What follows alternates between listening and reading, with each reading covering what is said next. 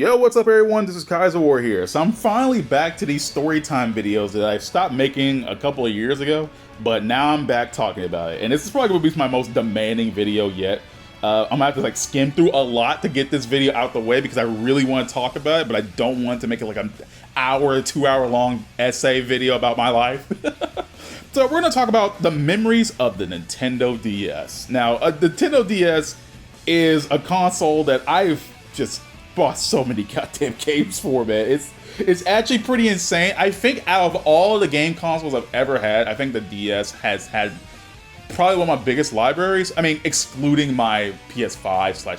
If I'm lumping all my PS4 and PS5 guys, yeah, there's more of them, and PS3 included. But like, but DS is that's where I got bought so many games for that thing. It's crazy. So I'm gonna kind of skim through a lot of the games I bought. But before I do that, I want to talk about the features that made the DS for me.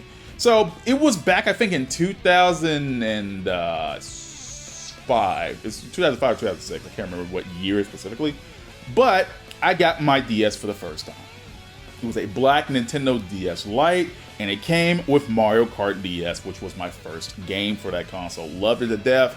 Just all around the best, probably the best game you could have ever gotten for a DS starting out, right?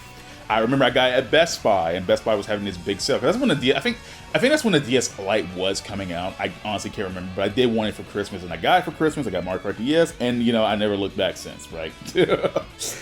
Sadly, the DS itself didn't last long because the DS the way you had to like close it, one of the stuff that closed it broke. So basically, the top screen kind of flopped a little bit to try to play it, and eventually the top screen just stopped working. The whole DS just died afterwards. The whole damn thing just stopped working because the top screen just stopped working, which is actually pretty crazy. I'm like, damn. At the very least, I probably could have removed the top screen and played the game as a Game Boy, since the DS had the ability to play Game Boys. But whatever. Anyway, I want to talk about a couple of features that I really did like about the DS. One was the better backlight, because before I had the DS, I had a Game Boy Advance SP, and while thank God that thing had a backlight, because before that I had like 3 Game Boys Advance growing up, man. Like I think I had a white Game Boy Advance, there was a clear Game Boy Advance, like the one you could see through, and then there was a black Game Boy Advance SP, and it's kind of crazy remembering back all those times where I wanted to play my Game Boy games, and I had to sit in the corner of a bright room. Sit in the corner of like where the sun was out, just to get some sunlight in order to play the game, because I couldn't see where shit. Now, granted, I could just turn the lights on in the house and did that, but my parents were really strict about lights. They most specifically my dad. He's cheap as all hell, so he was always complaining about the light bill, and that's why I really couldn't play a lot of my Game Boy games in the dark, and I hated it so much. So eventually, me and my brother, we got Game Boy Advance SP. And that was freaking awesome because it had a backlight. It wasn't the best backlight, but goddamn, that thing came in handy on so many road trips, man. Like I just wanted to play my damn Game Boy games. I just wanted to play Pokemon. Okay, I just wanted to play Pokemon and Yu-Gi-Oh and shit. I couldn't even do that with my Game Boy unless it was like during the day, right? So better backlight, thank God. There was also DS Download Play, which I think is a super cool feature. Like the fact that you could have a game and let your friends play the game without them even owning it, right? Like Mario Kart, I think the best one that took advantage of this was Mario Kart DS. Like, I remember specifically there was this road trip, well, not even a road trip, my bad. It was a school trip. And there were like 8, 9, 10 other kids in the bus with DSs, right? One guy had Mario Kart DS, and everyone just played off that. Now, you can only play as the shy guy, and you can only play, I think, like on one cup. But damn it, that was fun as hell, man. Like, I think that's one of the funnest memories of my life, just remembering playing Mario Kart DS on the bus with just a bunch of other people at once and just watching watching all of us trying to screw each other over. And then after that, we were done, we went to start doing PictoChat. PictoChat was also pretty cool. That was back then when people just didn't like throw a bunch of profanities on like stuff. We just sent each other a bunch of funny pictures and messages, I feel like nowadays, if PictoChat was a thing, like a thing that people had access to, it would be so vulgar and so disgusting. But I think this was back then when like we were just dumb kids and we didn't know any better, and we just wanted to play goddamn We just wanted to play Pokemon and play Mario Kart and show each other dumb images that we drew. Like, I think that was so fun. And oh man. And I think the final thing I want to talk about is Nintendo Wi-Fi. Like, the fact, like, I had a Wii before the DS, right? I had a Wii before I got a DS. But, like, we never really knew about the Wi-Fi capabilities. We never really thought about, oh yeah, we could use Wi-Fi on the Wii. Me and my brother never thought about that, right? The only thing we really did on the Wii when we first got it was replay Wii Sports over and over again. That was the only game we ever had, right? We just played that over and over and over again, right? So that was pretty much all we did on the Wii until we discovered Wi-Fi was a thing. But we didn't discover that until after we got our DSs, and then we discovered that we had the ability to do that. And like, it was crazy. Like, I liked playing Nintendo Wi-Fi, man. It was like, I think the only games I really took advantage of it was Pokemon.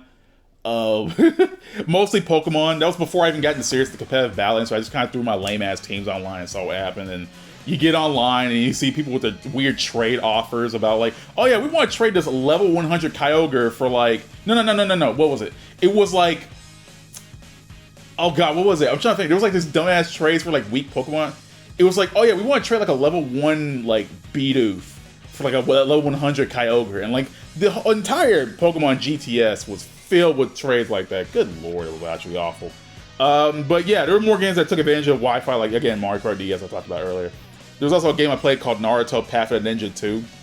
Now, for those who are familiar with Naruto, this was during a time in I think the game took place in like a filler arc where like Sasuke wasn't with Naruto in the group, and like, you know, what I do remember specifically about the Wi-Fi use of this game is that you could actually do PvP online. You could actually like take your, like I said, it was an RPG. So you could take your party members and fight against other people with their party members online. Which that was honestly, I think my first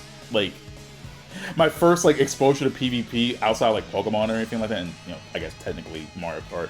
But the funny thing about it is like Sasuke was a character you could get in the game, but you had to like actually play one online battle and win it in order to unlock Sasuke. So basically, if you never hooked up Path of the Ninja 2 to online, you couldn't get Sasuke, which I just never really thought about that in the past too much, because I just accidentally got online and just accidentally unlocked them. But now I think about it, I was like, damn, I can't believe we had unlockable characters that required online for a goddamn DS game. Holy shit. Okay, now that I've talked about all the features, I can finally talk about the games. Oh my god, this is going to be a long part. Okay, here we go. Let's start off. Mario Kart DS. Already talked about it. Fun game. Everyone should play Mario Kart DS. Moving on. Next, we got the Pokemon. Now, I would say every Pokemon game in order that I've had, but I've had all of them. I've had every mainline Pokemon game, including like each version specific one. So like, you know, I had both Diamond and Pearl. I had both, well, I mean, I had Platinum in that. So Diamond, Pearl, and Platinum. I had both Heart Gold and Soul Silver. I had both Black and White. I had both Black 2 and White 2. Stuff like that. You know, it's just like, I don't want to go through the whole damn list.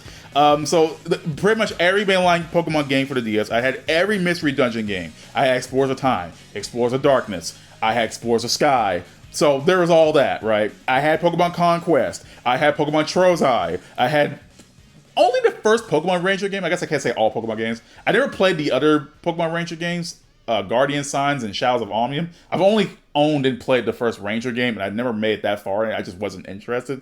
So I guess I can't say every Pokemon game, but yeah. So those are all the Pokemon games I had. So I basically had every Pokemon game on the DS, with the exception of the last two Ranger games. I don't want to like go into a massive reason as to why I had every Pokemon game. I made it clear before that I really love Pokemon, but again, absolute memories. Like, love Pokemon to death. I honestly, I really want to make a video just about Pokemon, but that's another time. All right, moving on to the Final Fantasy games. So the very first Final Fantasy game I had for my DS was Final Fantasy 3 Remake.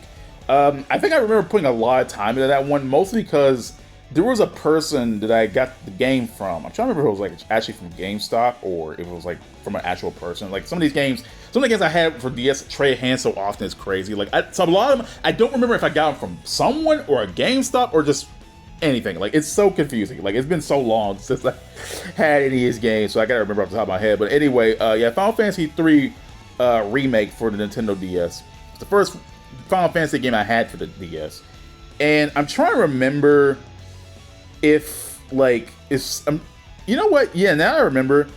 Someone else had the game before me, and they had a save file on there that was basically at the end of the game, but the game didn't have like the completion, the sign to tell you the game was completed.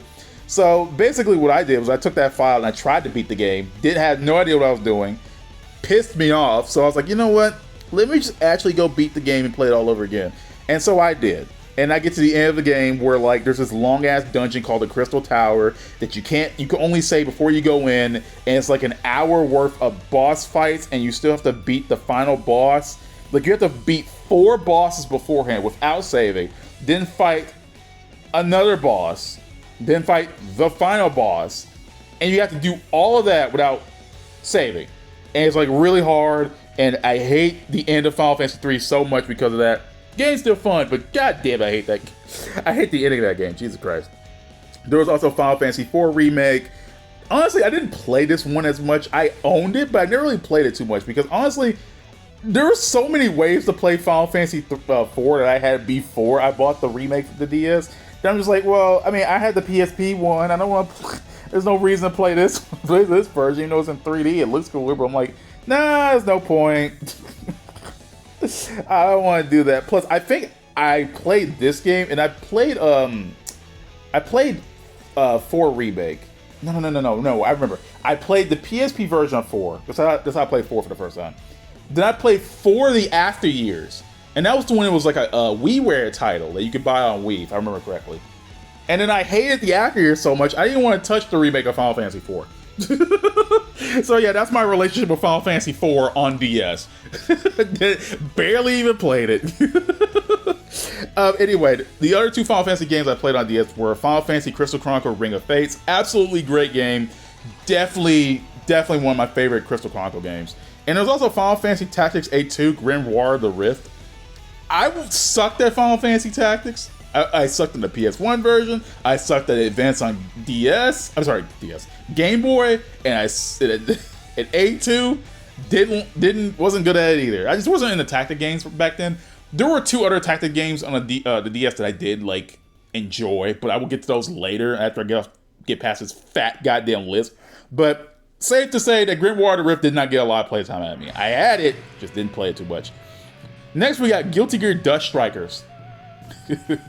Now, I will say this. I played Guilty Gear Isuka before Dust Strikers.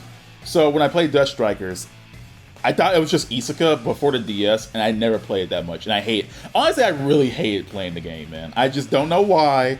I guess Dust Strikers just was not as fun as Isuka, apparently. And that game was already not fun to begin with. I think funny thing about it is like Isuka was my first exposure to Guilty Gear in general, and Dust Strikers would technically be my second one because like I never played Guilty Gear XX back in the day. I did play Accent Core Plus for the PSP, but that was after I played Dust Strikers, so that doesn't really count to me. So yeah, Dust Strikers was my second ever Guilty Gear game, and I absolutely hated it. Honestly, I tried playing it before again on my channel, but like I just did not vibe with it. I feel like some games that you just can't go back to, man. Dust Strikers was not fun. Like the party style they try to go through with Guilty Gear Isuka just didn't work too hot, and the fact that they even went further by making it a dual screen game for the DS, it's like Isuka but like significantly worse and more like chaotic. Plus they threw in a bunch of weird ass mini games that just were not fun. Like if you want to talk about party game Guilty Gear, this is the ultimate one, and it's not even good. I would just rather play Isuka. I would just rather play Isuka at that point. And honestly, you think about it, ain't even that bad. Dust Strikers pissed me off so much. I just want to play Isuka again. All right, next we got Namco Museum DS. Now, I have had a weird relationship with Namco games, and most of the museum games, like Pac-Man and whatnot, right? So back in the day, I used to own a plug-and-play system where I could play Pac-Man, Bosconian, Galactica, or Galaga. Sorry, Galactica. Galaga. I think Galaxian was on there too, and oh my god, what was the other one? Rally X, New Rally X, right? Specifically New Rally X, but that game freaking slapped, dude. So apparently that plug-and-play version of it was just a plug-and-play port of the Namco Museum Volume 1 for PS1. Now, granted, that was after the PS1, so I don't know if they ported the games to plug and play or it was just a plug and play and used that as a base, but it had the exact same games on it. So, okay. So, I had Namco Museum Volume 1. Sick ass game, had all my favorite games on it again. Bosconian and Galaga and New Rally X, absolute bangers. Also Dig Dug. Forgot to mention Dig Dug. Absolute bangers. Love those games to death.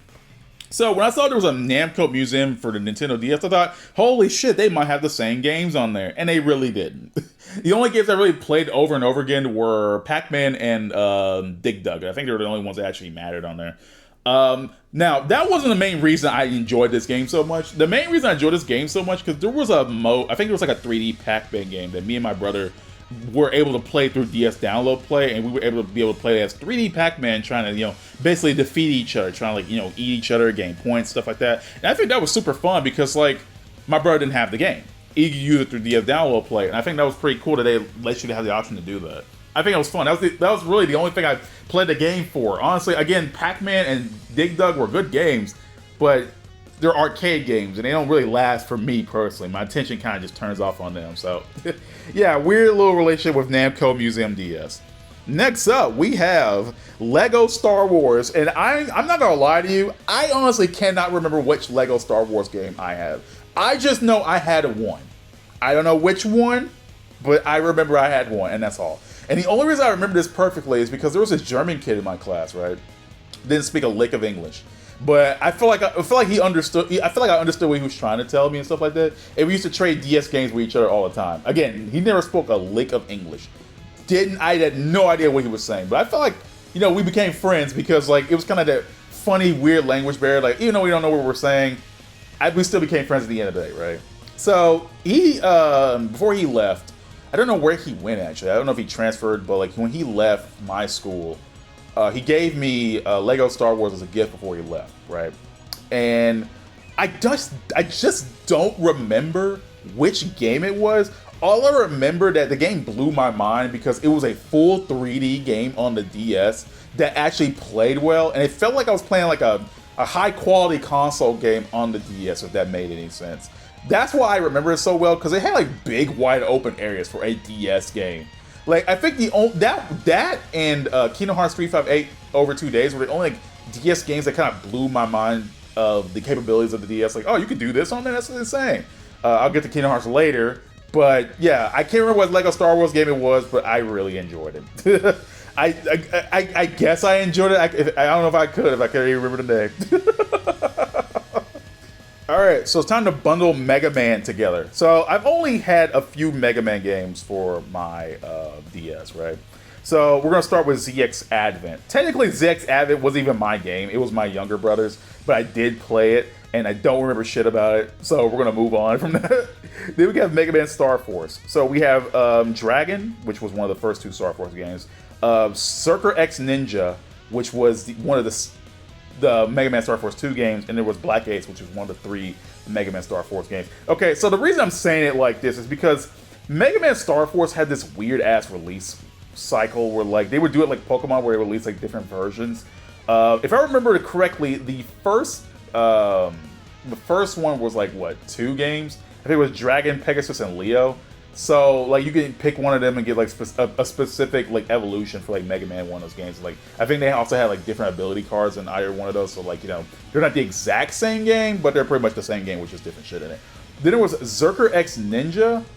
And, I can't remember the other Zerker game off the top of my head, but I remember having Zerker X Ninja. And then there was Mega Man 3, Black Ace, and Red Joker. I never had Red Joker because Black Ace just looked cooler. Let's be real. Black End Galaxy, the final skill you get from that game, is one of the coolest things I've ever seen in any video game when I was a kid. I didn't like the way Red Joker looked, and plus the name Black Ace just sounded cooler. Red Joker sucked. But yeah, again, I loved Mega Man. I played the hell out of Black Ace. Don't know how to play it now though, because the first 2 Mega Man Star Force games sucked. My personal opinion, they sucked ass, bro. Mega Man Star Force only got good when it got to the last game. And I swear to God, that's why I can't even bring up anything positive or anything memorable to say about Dragon and Zerker X Ninja. They just weren't good, man. But Black Ace, I think, was a really solid game. Don't know if I play it now will skew my perception. Don't know. I haven't played the game in forever. So I probably need to reboot that game eventually. Just to reboot it up and see what's going on. Because I really liked it as a kid. I'm hoping I'll still like it as an adult. Because I really like the music. The music sounded great. Like Yoshiki Aoki, if I remember, or Yoshino Aoki, the composer for that game. Damn, dude. Like, goddamn, Star Force has some sick-ass tracks. Like, absolute bangers. My favorite Mega Man music ever. So next on, we're on the Kirby games. And I've only had two. There were Superstar Ultra and Kirby Mass Attack. Now, I shit you not, I remember seeing the commercials for Mass Attack way more than actually playing the game. And I didn't even really buy the game. I got it off a friend who just didn't want it anymore. Because I don't know why they didn't want it anymore. But they were pushing Mass Attack so damn hard on commercials, man. I swear to God, every few commercials you see Kirby Mass Attack, Kirby Mass Attack, Kirby Mass Attack. Like, goddamn, dude.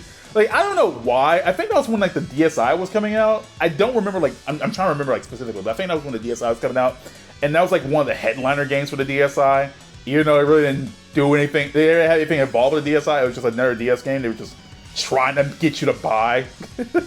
Goddamn, it's just fun. That was back then we could actually see Kirby games on television. It's kind of weird, man. It just feel like a time gone past now. And Kirby Superstar Ultra was an absolutely great game. I sucked ass at it because I just did not know how to play any like the it's not mini games, side games to it. But goddamn, like Superstar Ultra has some really good music, man. Goddamn. Just think about like Superstar Ultra, like it had some insane ass music for a DS game. Like do you guys remember Galactica Night? If you ever played Superstar Ultra, you remember Galactica Night's theme? That song should not be playing on DS, bro. Absolutely filthy. Okay, so next up is the Mario Bundle. I call this the Mario Bundle because I had 4 games for the system, if I remember off the top of my head. So there was New Super Mario Bros., which everyone had. And the funny thing about New Super Mario Bros. Is that, like, I feel like everyone had this game, and for whatever reason, me and my brother had, like, multiple copies. Like, I remember we had this old-ass mattress. It was a torn, old-ass mattress. We just shouldn't have been sleeping on that thing, considering the fact that, like, the wires in the bed were constantly sticking out. I don't know why we were laying on that stupid bed, but I do remember. And we used to lose shit all the time in that bed, right? We lost like a bunch of DS games in there. And so eventually, when we were going to throw the bed out and get a whole brand new one, we got bunk beds after that. Eventually, like, you know what? Let's try and just dig through this bed. This is trash already. Let's just dig through it and try to see what we can find in it. Shit you not, we found like 3 copies of New Super Mario Bros. In that thing, man. And I'm thinking like, okay, so there was a copy from me, there's a copy from my little brother. Where the hell did the 3rd copy come from? That's the funny thing. Because I do remember getting one of those copies from like a GameStop, but God only knows where really like the 3rd random one came from. Because like me and my brother were the only ones who had DSs like that. So like, where did another copy of New Super Mario Bros. Come from? It's crazy. But anyway, New Super Mario Bros. Great game. Honestly, I didn't really play it much, really. But it was still a good game. It's pretty damn solid. It's pretty damn solid 2D platformer. Definitely, I would kind of like to see like a if ever Nintendo ever did this, they would make like a DS remaster collection where they like pour a bunch of DS games like Switch or whatever. I would love to see that, just to see, you know, the ability to play New Super Mario Bros. Again, because that game was fun. I really want to play it again. You know, there's always the emulation. Nothing's gonna stop me from doing that. But damn, I really like that game. Super Mario 64 DS was also another Mario game I played. Not gonna lie, I just don't like that game all that much. Mostly because it only works better on the 3DS, really, due to the the camera controls. Like you have to like it's in full 3D. So trying to do full 3D on the D-pad, absolute hell on your fingers. So yeah, it definitely worked better more on the 3DS than the base DS. And I just don't like. Funny enough, this is like a really weird thing to say, but I don't really like the way the game looks. It looks better than Mario 64, like OG Mario 64. But at the same time, there was a lot of charm with that Mario 64, the way it looked. You know, that was like back then when 3D games were just existing for the first time. And when you bring me a polished up version, you feel I would like it more with more characters. You could play as Wario, for Christ's sake. You could play as Luigi. You could play as Yoshi. Like, I don't know. I just didn't like it that much. I kind of liked it. I kind of liked it better, like OG 64. I don't know. I don't know if that's nostalgia talking or what, but I just like that one better. It's just I had more memories with the 64 version than like the DS version, and I just didn't play it that much because I felt like I was just playing a. I don't know. I felt like I was just playing a remake of a game that I just didn't like that much. Weird. I think that was like the first time as a kid where a remake of a game just didn't appeal to me. A remake just didn't appeal to me. Weird. The next two Mario games I talk about are the Mario and Luigi games. So the only two on the DS, that being Partners in Time and Bowser's Inside Story. Now, Partners in Time never got a lot of playtime out of me. The game, I just was not vibing with that game. It just was not fun to play in certain parts. Like the whole idea for switching from Mario and Luigi to their baby selves and stuff like that sounds cool in paper, but like the boss fights become an absolute slog due to the fact that like, okay, the game says you have 4 characters, so the bosses have to have like freaking 4 times the health apparently. And like going through a boss fight in that game is a slog. Now the game isn't hard, like in the least. Absolutely no. Partners in Time is one of the easier Mario and Luigi games. It's just the fact that the game, not only due to the fact that like the levels have to sometimes accommodate both Mario and Luigi and the baby cells, so they have to give you like stupid ass gimmicks where like, oh, you gotta make the babies go through here and connect to the Mario Bros out here and make Mario Bros do this and make the babies do this. Like it's that kind of thing. The game just is a slog, man. It feels like it goes on and on and on just because of how long the fights take. Because every enemy and every boss has to have a massive pool of health. And like it's so goddamn stupid, man. And that's why Partners in Time is just one of my least favorite Mario and Luigi games. I do like the concept, I just don't like the execution. And Bowser's Story is just a good game. I feel like the idea of making Bowser the main protagonist of a Mario game is actually a really cool idea. Not only it gives him more of a stage presence, you get to see more of Bowser, but it's also kind of funny that Mario and Luigi are literally inside Bowser's like body the entire time, and they have to like navigate through this strange like this strange ecosystem of Bowser that acts as his own little world with his own enemies and stuff like that. I think that's a really cool idea because not only it gives you super unique enemies and super unique platforms to do, where you basically have to like control the stuff inside of Bowser to make him power up and to make him do certain stuff. I just think it's a cool idea. Bowser's Story is like one of the more unique JRPGs out there because like how often do you play games where you have to go inside the main villain and then control them from the inside out? I just think that's super cool. Definitely needs to have a better idea. Like more games need ideas like this. I don't know how they even came up with something like this, but damn it, cool idea. Now, the only reason I'm bringing this up right now before I move on to my list is because I want to talk about the 3DS version. I'm not going to talk about the 3DS in this video. I want to make that its own separate video, but like just thinking how Bowser's Story was one of the best Mario and Luigi games and seeing how the 3DS remake sucked so damn hard. The game wasn't even like bad. It was more like bad timing and just unnecessary. Because you could just play Bowser's Story on your 3DS, so you don't need a 3DS remake. And on top of that, Alpha Dream, the original developers for Mario and Luigi, tried to catch a lightning in a bottle with this one because they wanted to remake one of their best-selling games to try to save themselves from bankruptcy. In an era where the 3DS is phased out, where the Switch is out, and it wasn't going to sell. So, absolutely sad. But again, Bowser's Story is still a great game. I really think like everyone should play. If you're not a Mario fan, I really believe you should just play it anyway. I think it's a really unique game. Okay, I gotta speed this up. Okay, so next we have the Bleach DS games. The only two I've ever played. That being Bleach Dark Souls and Bleach the Third Phantom. Now, I really hold these games in high regard, despite the fact that Third Phantom isn't that good in hindsight, thinking about it. But Bleach Dark Souls was actually a pretty damn good game. Not only had a lot of content for a fighting game on the DS, but it was a fighting game on the DS with motion inputs and everything. Like it's funny thinking about it because that game could actually be played as an actual fighting game. Problem is, balancing was absolutely horrible. A lot of moves were relied on specific cards that you could get like boosts and stuff for. So it really wasn't a fighting game that was meant to be played seriously. And on top of that, the game had bottom screen controls where like you could tap the screen and do a special. Kind of like how Street Fighter 4 on the 3DS does, where you could, honestly tap the move and the move comes out. So yeah, exactly not really the most balanced game. Plus there's like weird characters that they just threw into the game. because this was around the time Bleach was just ending on the Soul Society arc. So they had no characters beyond that. So no Visors, no Aron Carr, none of them, right?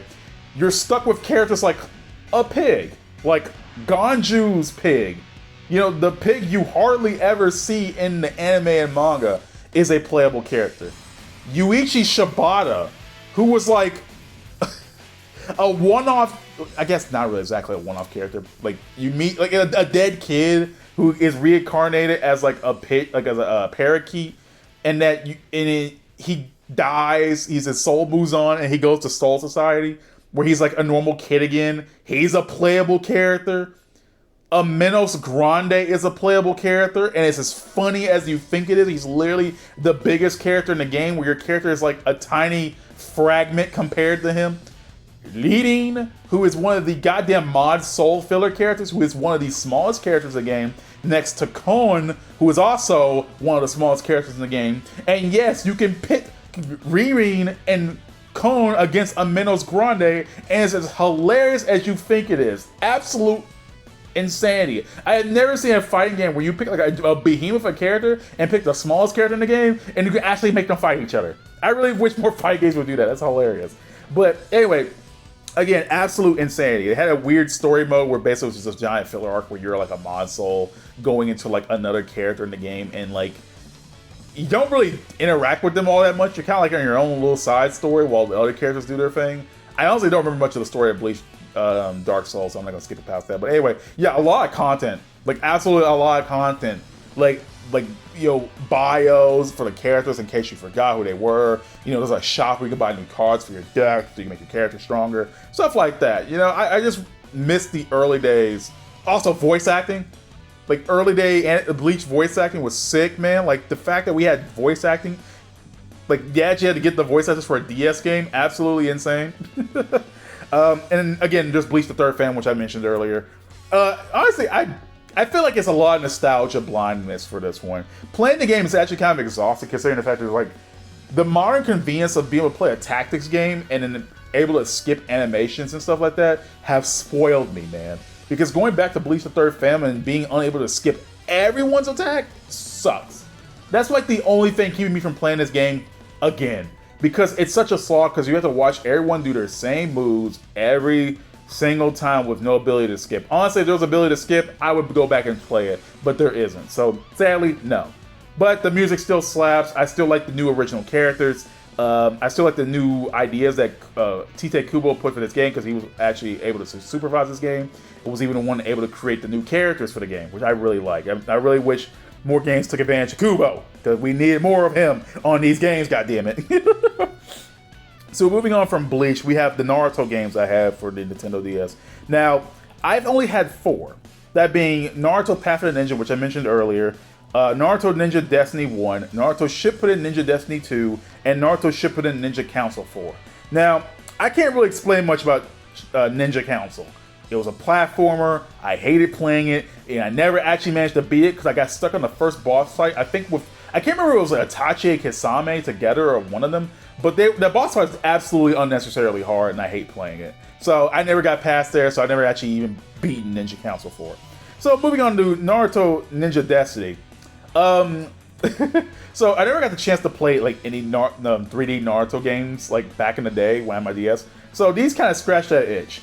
Going back to them now, they suck. Absolutely terrible games. But they were fun back in the day where my mind just didn't comprehend how 3D fighters worked. Because back in the day, I was able to play those games no problem. Now that I'm older and I know how to play fighting games now, they suck. Like, absolutely. Like, the absolute unfair ability to be able to like ninja dash like behind someone, like, you know, like to teleport behind someone and just destroy them. The AI cheats like a mother. I swear to God, absolute unfun.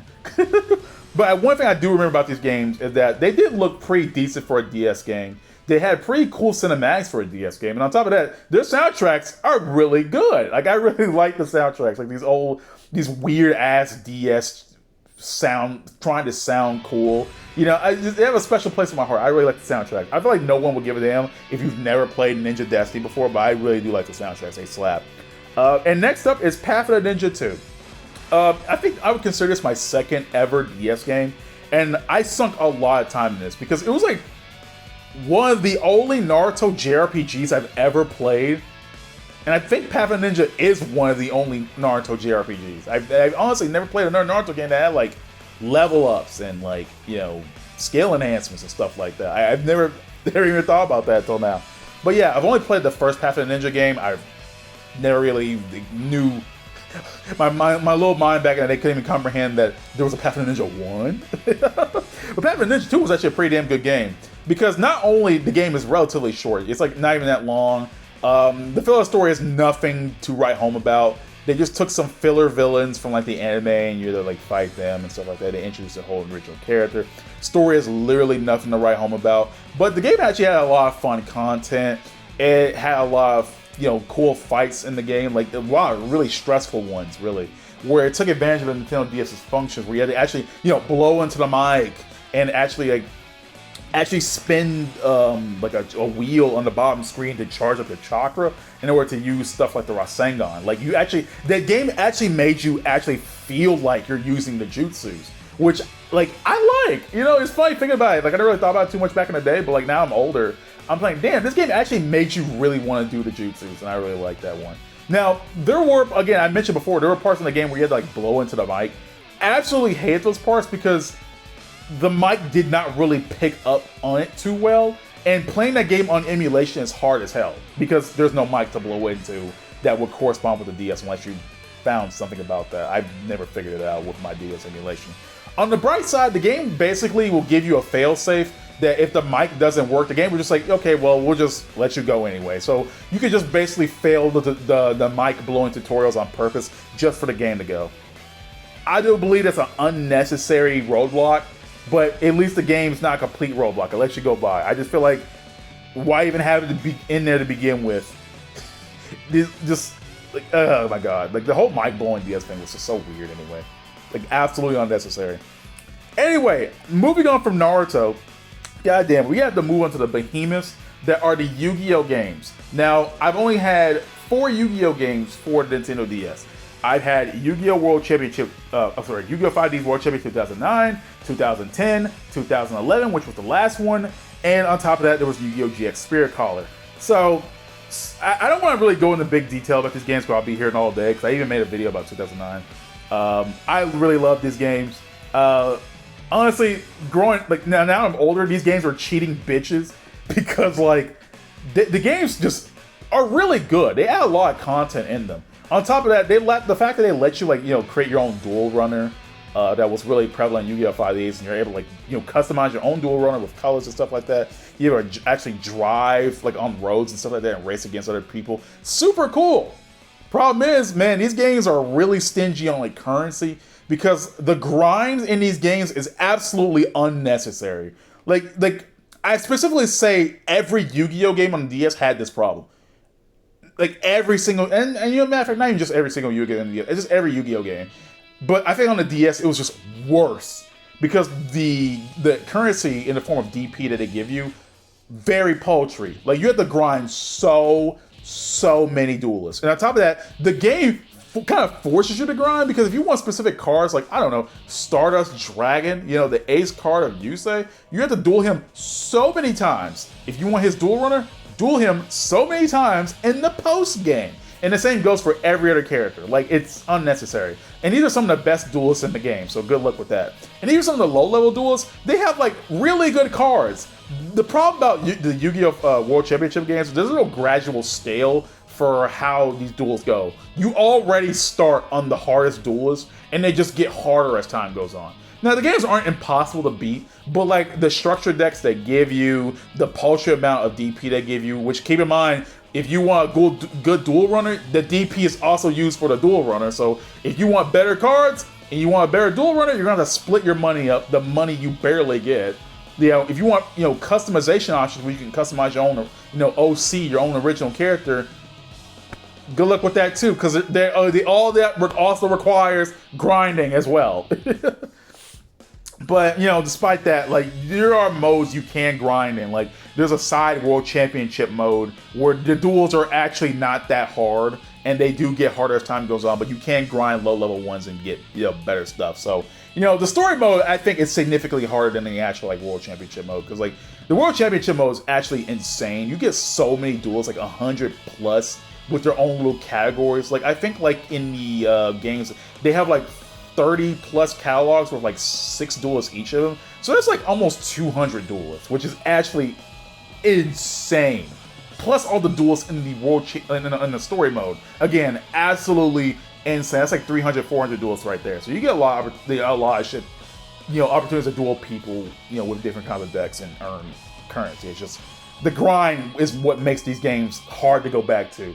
And it's even worse in GX Spirit Caller, which I like the game, but goddamn, man, the game requires grinding just to progress in so many parts. Oh, you want to progress in the story? Grind. You want to like pass your test in the Duel Academy? Grind. You want to actually unlock more duelists? Grind. You want to unlock better cards? Grind. And you know what? It wouldn't be so bad is that everything in the game forces you to do that. At least with 5Ds, I can probably get through the game in a few hours, like 5 to 6 hours, no problem. I did that with like World Championship 2010. I had no problem with just like the base level stinky ass deck they gave me in the beginning. No problem with that. And Spirit Caller, no, the game absolutely punishes you without, you know, straight up just grinding. Like absolutely unfair. Then again, you know what? It's been a while since I played the game, so maybe I'm over exaggerating, maybe I'm talking out of my ass. Don't know, but I don't even want to go back to try to figure that out. Alright, next up, we have The World Ends With You. Now, I ain't gonna lie to you, I've never played too much of The World Ends With You on my original DS.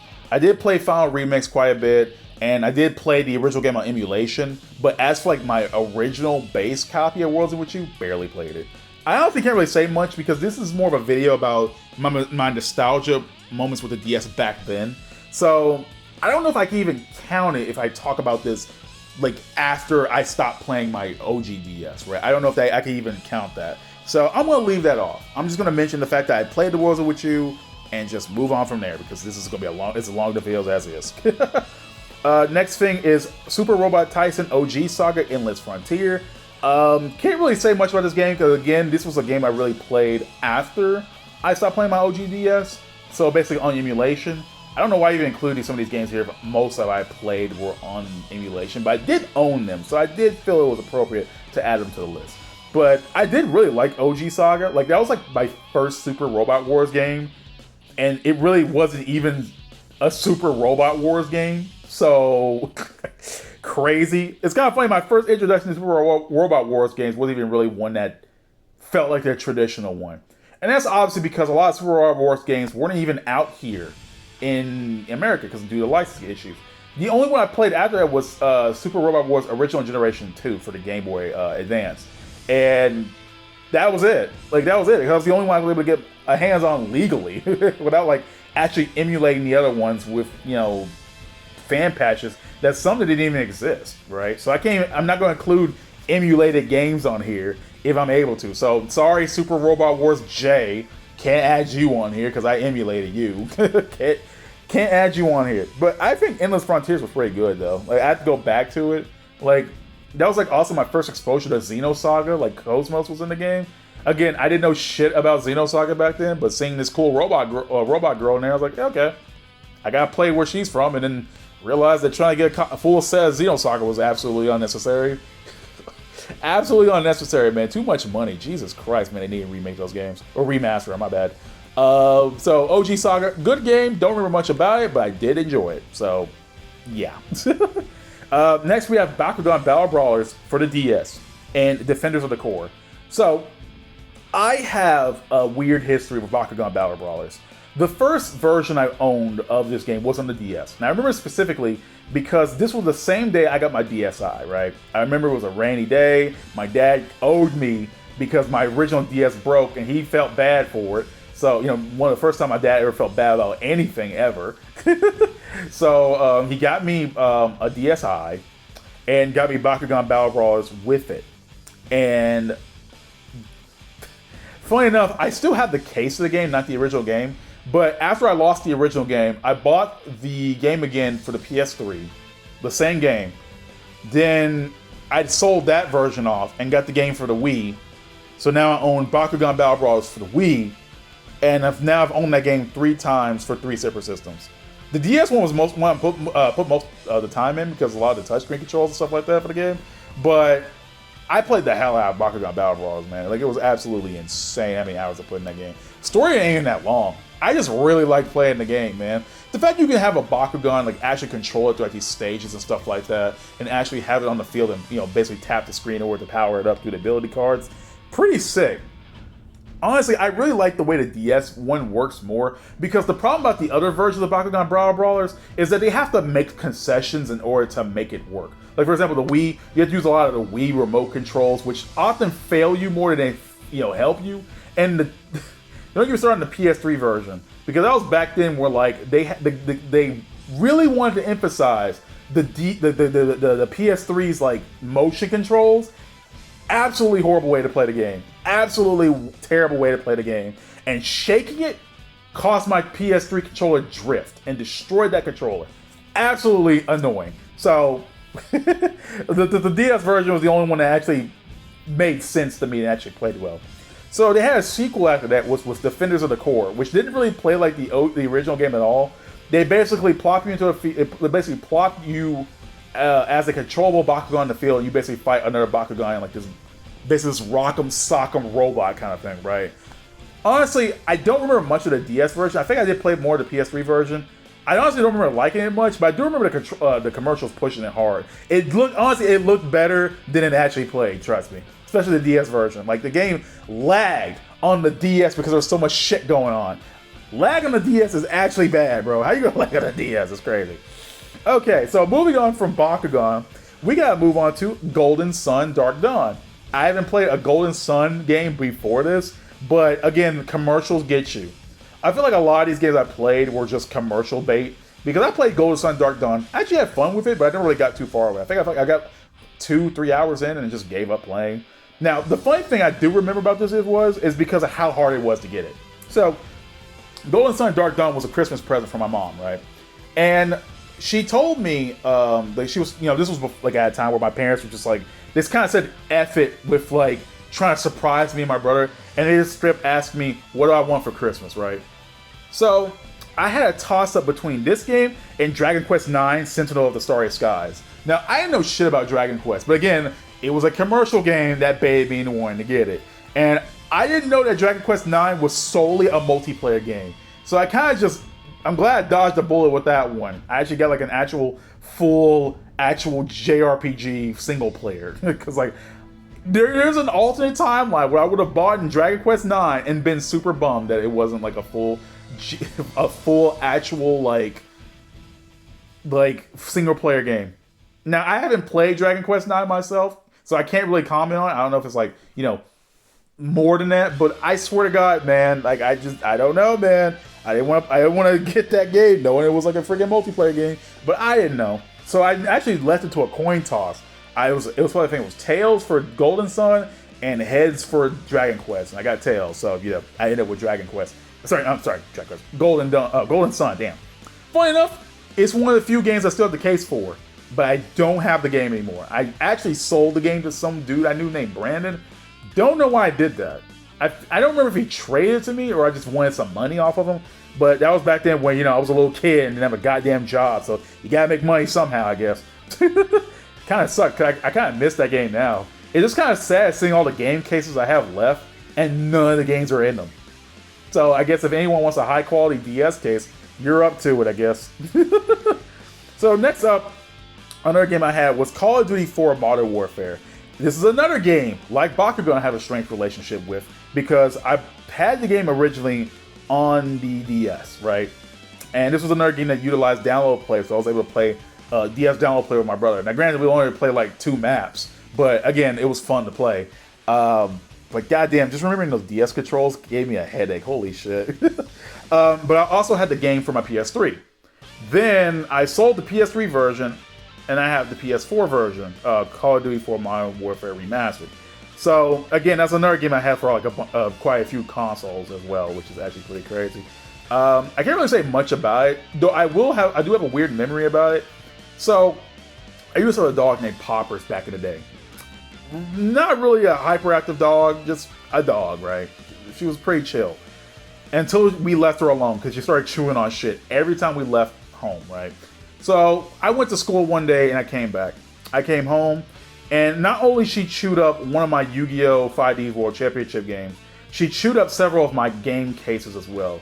She chewed up Call of Duty 4 Modern Warfare. She chewed up my Naruto Shippuden Ninja Council case. And there was another one off the top of my head, I can't remember like right off the bat, but she chewed up as well. And I still have those chewed up cases. I still have them. And oh man, like absolute anger. Because those cases were in pristine condition. I loved them. I had them in a specific little case. I had like, specific little shelf, and now they're just destroyed forever. So absolutely sad. Goddamn having pets. All right, so moving on from Modern Warfare, now we have the Kingdom Hearts games. That being 358 Days Over 2 and Kingdom Hearts Recoded. Now, these games, I've only played one Kingdom Hearts game before I got to these.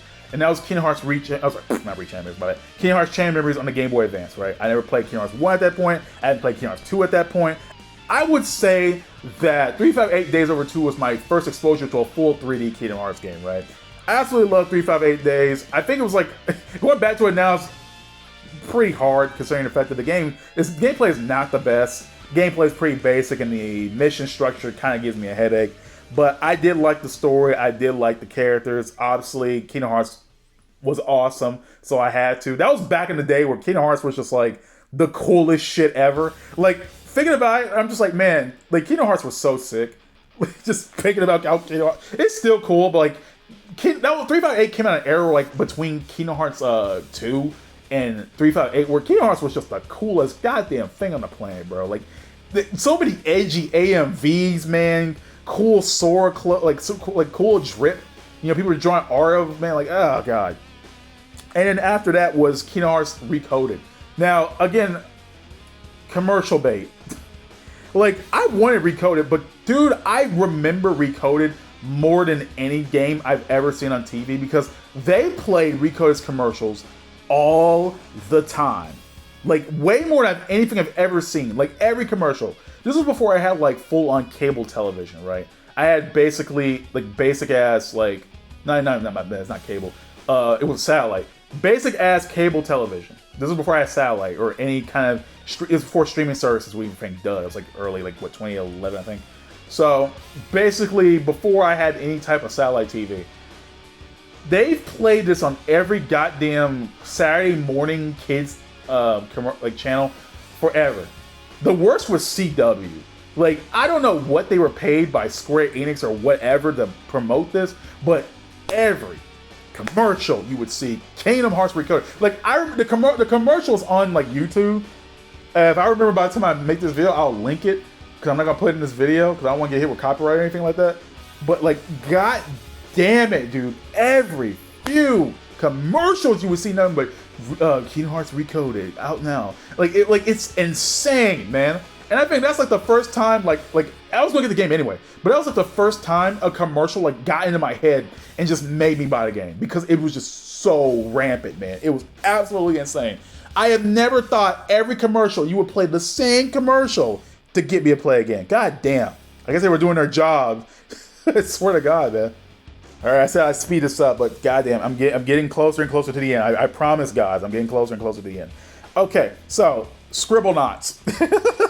Barely played the game, but I remember a wonderful story about how I got Scribblenauts. So going back to the Bakugan game I mentioned, there was this guy I knew. Now I really didn't know him. I kind of rode the bus with him, and we kind of just traded games occasionally, right? So one day, I traded him Bakugan for Scribblenauts. I thought that was cool, right? You know, he usually gave my games back. We traded them every now and then. It wasn't that big a deal. So the day I traded him my Bakugan game, and he gave me Scribblenauts, I was like, okay, you know, let me see him on the bus. You know, trade his game back. Why not? Didn't see him on the bus. I was like, okay, well, maybe he was on the bus today. He wasn't at school, so tomorrow. Wasn't there tomorrow. Wasn't there the day after that. Wasn't there the day after that. And eventually I just found the guy just moved. And it just so happened to be on that day, he wanted my Bakugan game, leaving me with just Scribblenauts. Now, I like Scribblenauts, but I like Bakugan more. Okay? And so, like, I think that was, like, the first time a trade has absolutely screwed me over. And then from that day on, I just never traded no games with anyone ever again after that. Like, absolutely never again. No. It just so happened he just, on that last day, he had the move.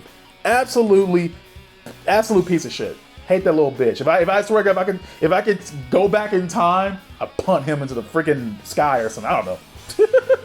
Okay, anyway, moving on from that. So we're moving on to Shin Megami Tensei Devil Survivor 1 and 2.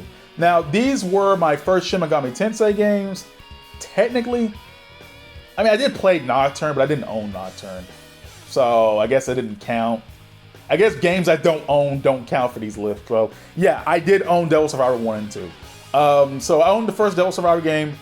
Honestly, back in the day, I did not appreciate for how good it was. I hated that game because it was way too damn hard for me. I gravitated more to Devil Survivor 2 once I copped it.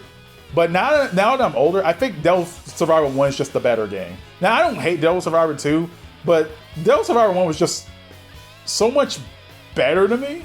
Like, it's just, the character. I think the characters were a lot stronger. I really like the music more. I think the story was a lot tighter. Devil Survivor 2 is not a bad game, but I just feel like some of the characters kind of went off the rails. It just feels too much like Evangelion for my taste. And that's coming from a huge Evangelion fan. Like, I think the anime goes even hard for it. Like, this is not even like talking about the anime right now. Devil Survivor 2 was the only one of these games to have an anime. So, don't know how that came up, but I think it was to promote the 3DS remaster, Record Breaker. Don't know how it got an anime, but they just love the hell out of Evangelion in that anime. Jesus Christ. It felt like I wasn't even playing, like, watching an anime of the game. It's like their own direction. Like they just saw Evangelion one night and just wanted to do that. I already made a video about that. I don't want to go into big detail about that. I literally made a huge ass video about that whole Evangelion comparison shit.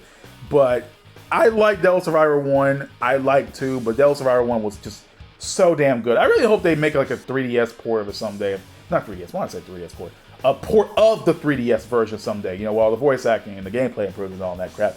I really hope we get that like on the Switch or any other console or whatever. Like if Etch and Odyssey can be ported over, I don't see why, you know, the Devil Survivor games can't be ported over as well. And there's probably ways to make concessions of it. I'm sure it can be worked out. But damn, these games are so good. They really need to have a second life. I would love it. Tactical games are coming back with a fierce movement now, and I'm really hoping that these get the same treatment. It just only makes sense.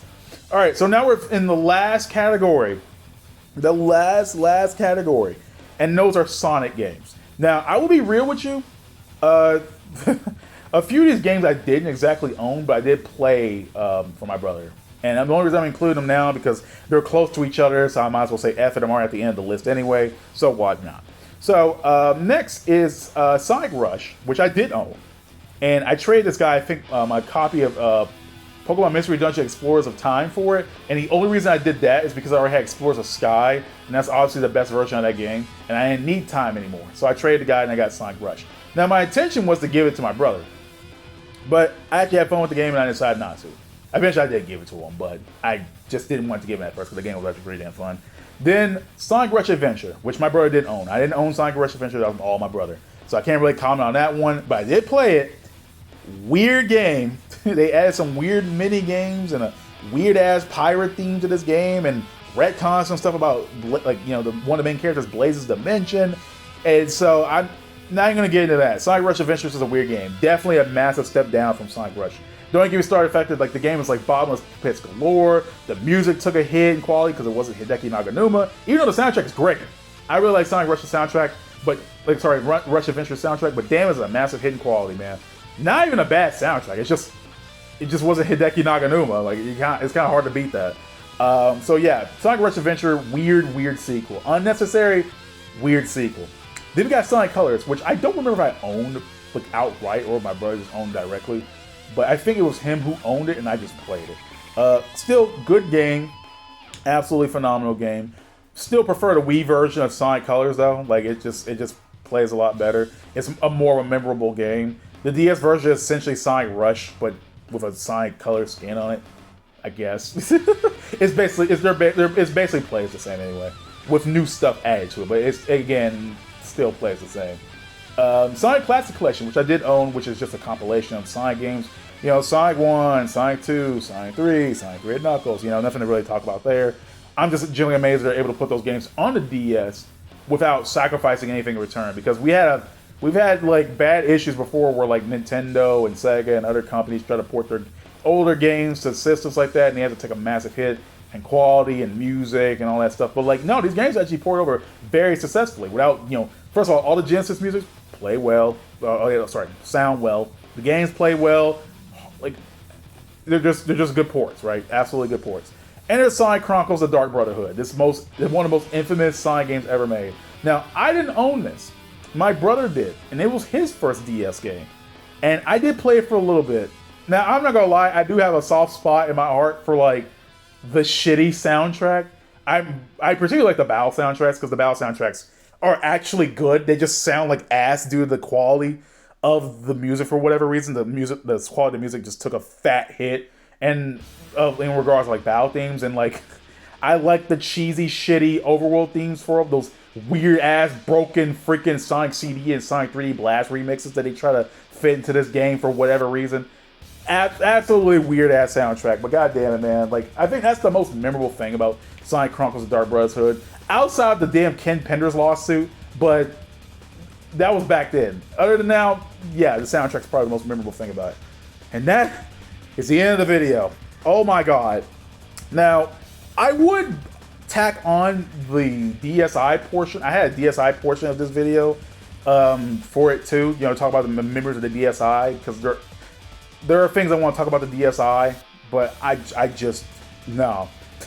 The DSi and the 3DS and the Game Boy Advance, those will be on their own separate videos if I ever get the chance to it.